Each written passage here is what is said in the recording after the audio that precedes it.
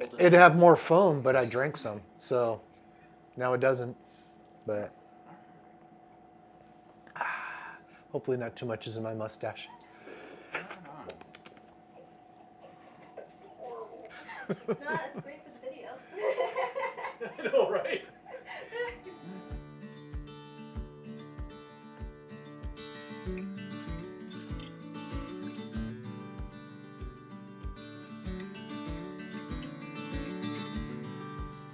Today we're brewing a West Coast IPA. And the West Coast IPA has been kind of a project for us for some time. But this is the first time that we're actually brewing 15 gallons of it. It came out good last time, and we did tweak it a bit. We changed the yeast. We changed some of the malt. We went to a dry English yeast, and which we've actually used for our rye porter before. And so we thought with the West Coast IPA, it would dry it out considerably, and it needed that. Didn't it need it? Yeah. Yeah, I think it needed drying out.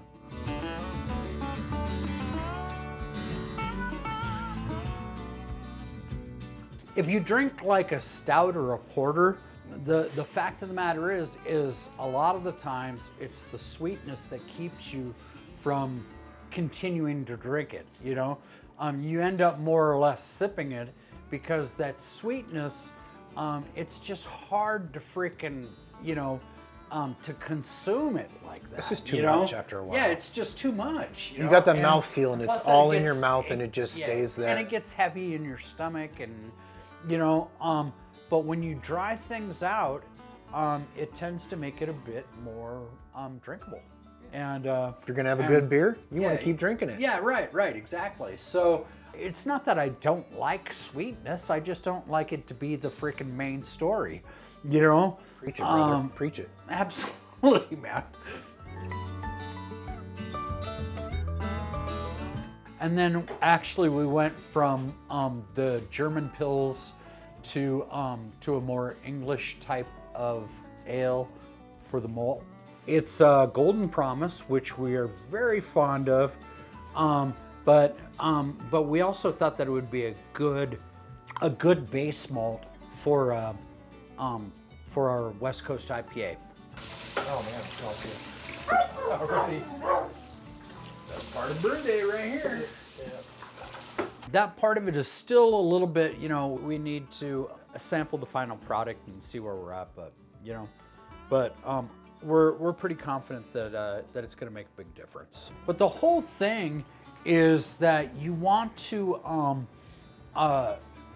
do a West Coast IPA, which is a hoppy IPA.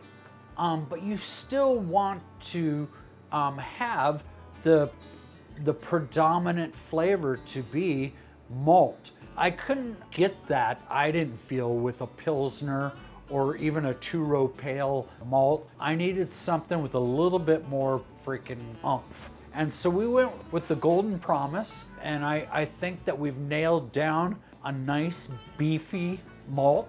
And yeah, that's right. So, and that's what we want, So now I feel like we can freaking hop it and still have that nice malty freaking base that we love about, just beer in general, man. Very much, I think we both fall back on the European idea that that beer is malt. It just is, Beer is malt, and then everything else is, is the accentuating of said malt. If you got a good malt going, then you choose the right yeast that's going to accentuate that. That's going to make it more interesting. That's going to make it, give it a little bit more character. You're going to add the freaking noble hops, which I love, man. Because, they add a little bit of spiciness without being overwhelming, but it's all about complementing the malt. You make a good malt into an IPA that you want. Make a good malt into an East Coast IPA. You make a good malt into a West Coast IPA. You just got to do the work. You got to do the work with the hops that goes best with it and brings it up to the point where it's a good West Coast IPA. You know, and really, at the end of the day, that's what it's all about. You want those four elements of your beer complementing each other. You know, the water, the yeast, the malt, and the hops. As far as our bad experiences have gone, I think they end up being either too watery, too yeasty, too freaking malty. We like a little bit of everything. We want it to be balanced. We want it to kind of, I mean, some things you can, do different things with, but I think for some of our core beers, I think we do like that balance of all of them. And that's why we do all this experimentation. I do like the hoppier side probably a little bit more than Mark does. He likes more the malt, which I like the malt, but I'm okay with the hoppiness. I'm okay with the hops. And I think that really challenged us with both our West Coast IPA and our East Coast IPA, that I wanted a little more of that, a little more of the hops, in it, and Mark wanted a little more of the malt, and we really balance each other with that. I think that's probably a good example of one that we challenged each other on and kind of getting it to the point where we wanted. In that sense, it comes back to, if we both agree on it, it's probably pretty good. Oh, there we go. Questions from the ether space. Right on. Nice. Way. Is there a specific beer from Europe you would consider a model or be an inspiration for what you're pursuing here today? That is a great question. No, if there's any beer that I think really kind of dominates whatever our road to our ultimate beer or whatever, if it's ales, it's Samuel Smith. There's no denying that.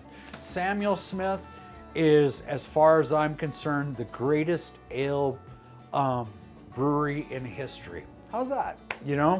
And I love them, man. What's your favorite one? My favorite one's probably their nut brown ale. But I would go, I would happily go with the Yorkshire Stingo as well. If you can ever get it, Yeah, I was gonna say, you can't seem to get you that just one. can't get it, man, anymore, man. I haven't even had a chance to try it. Yeah. But I hear a lot of good things about it. Hey, thanks for tuning in with us. We appreciate it. And we two brothers are very happy to be expounding our so-called knowledge with you all. Absolutely, we enjoy talking about beer. Heck yeah. Go figure. And if you can learn from us, you know, can learn from anybody. So, so yeah, you're welcome, right? No, but we hope that you share some of our passion. We enjoy this stuff. We enjoy what we do, and we hope that comes across, in these little short snippets that we put out, man. It's all about the beer. We enjoy beer. We love beer. And it makes you appreciate the different styles of beer, whether you like the darker or you like the lighter, whatever you like. But just appreciate the differences between them all, because they all have something special about them. And some people are doing great stuff out there with this beer. And I love the craft beer scene and what's coming out, what they're doing, the experimentation with everything, trying new things. It's great. Because America's more peaceful after a couple of beers. Because America's more peaceful But- after a couple of beers. Yeah, isn't that the truth, right? Yeah, exactly, man. So, we As love my buddy Ray is quoted. Yeah, we love America on beer.